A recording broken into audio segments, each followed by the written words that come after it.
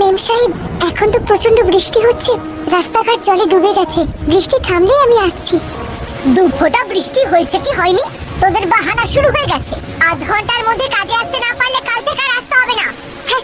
Hello মেম সাহেব, আমার কথাটা তো শুনুন। এখন আমি কি করি? পিঙ্কির বাবাও তো ঘরে নেই, আমাকে তো ওকে নিয়েই কাজে যেতে হবে। মা, বাইরে যে প্রচুর বৃষ্টি হচ্ছে, আমরা তো ভিজে যাব। পিঙ্কি মা, তোমাকে তো একা ফেলে আমি কাজে যেতে পারি না। তুমি ওড়নাটা জড়িয়ে নাও, তাহলে আর ভিজবে না।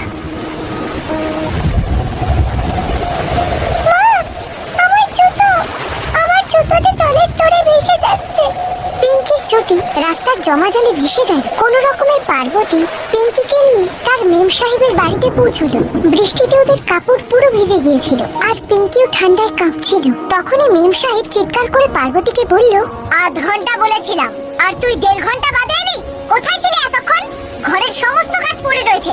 মাইনে নেওয়ার সময় তো সমস্যা থাকে না, আর আবহাওয়া একটু এদিক ওদিক হলেই তোদের নাটক শুরু। আরে কি এখন কি তুই তোর নিজের ভিজে নোংরা কাপড় দিয়ে আমার ঘর নোংরা করে ফেলবি? আর ওকে নিয়ে এসেছিস কেন? আগে মেম সাহেব, ওর বাবা তো কাজে চলে গেছে, আমি তো ওকে একা ফেলে আসতে পারি না, তাই নিয়ে এসেছি। ও এক কোণে বসে থাকবে, আপনাকে একদম বিরক্ত করবে না। পিঙ্কি মা, তুমি ওখানে মেঝেতে গিয়ে বসে পড়ো। পিঙ্কি ভেজা কাপড়ে মেঝেতে বসে পড়লো। ওর খুব ঠান্ডা লাগছিল। এর মধ্যেই মেম সাহেবের ছেলে বান্টি এসে এসি অন করে টিভি চালিয়ে দেখতে লাগলো। মা, গরম গরম পনির আর আলুর পকোড়া খাবো। এই বৃষ্টিতে খেতে খুব মজা লাগবে। বাবা বান্টি, এসিটা বন্ধ করে দাও, দেখো ওই বাচ্চা মেয়েটার ঠান্ডা লাগছে। বাবা, এমনিতেও খুব গরম, আর গরম পকোড়া খাচ্ছি বলে আরো গরম লাগছে। কোনো ব্যাপার না সাহেব। পিঙ্কি মা, যাও তুমি পাশে রুমে গিয়ে বসো।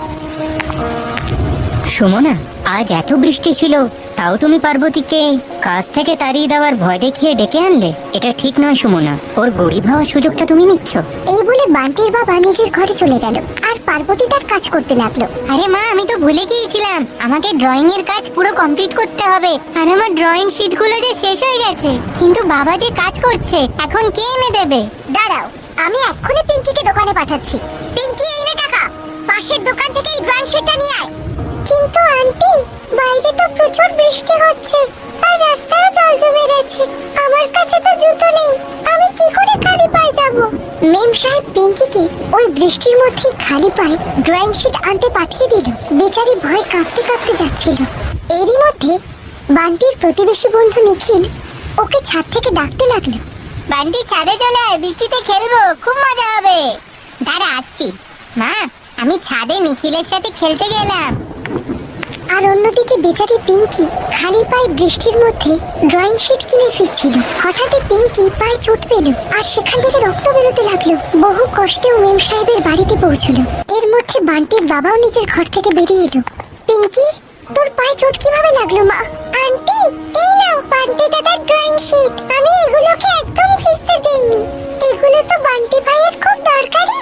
ততক্ষণে বান্টিও বৃষ্টিতে খেলা করে ছাদ থেকে নেমে এলো। পিঙ্কির কথা শুনে সুমনা খুব লজ্জিত হলো। আর সত্যিই তো পিঙ্কি তার চোটের দিকে নজরই দেয়নি। ওর তো শুধু এটাই মাথায় ছিল যে বান্টির ড্রয়িং শিটগুলো যেন নষ্ট না হয়। পার্বতী, দাঁড়াও, আমি ফার্স্ট এড বক্স নিয়ে আসছি। এই বলে সুমনা পিঙ্কির চোখে ওষুধ লাগিয়ে পট্টি বেঁধে দিল। পার্বতী, যাও রান্নাঘর থেকে পিঙ্কির জন্য 1 গ্লাস হলুদ দিয়ে দুধ গরম করে নিয়ে এসো, ও একটু আরাম পাবে। সুমনা, পার্বতী আর পিঙ্কি গরিব হলেও ওরা যে কতটা সৎ তা তুমি দেখলে। মেম সাহেব, সব কাজ হয়ে গেছে, তবে এখন আমি বাড়ি যাই। পিঙ্কিও বাড়ি গিয়ে একটু বিশ্রাম করবে।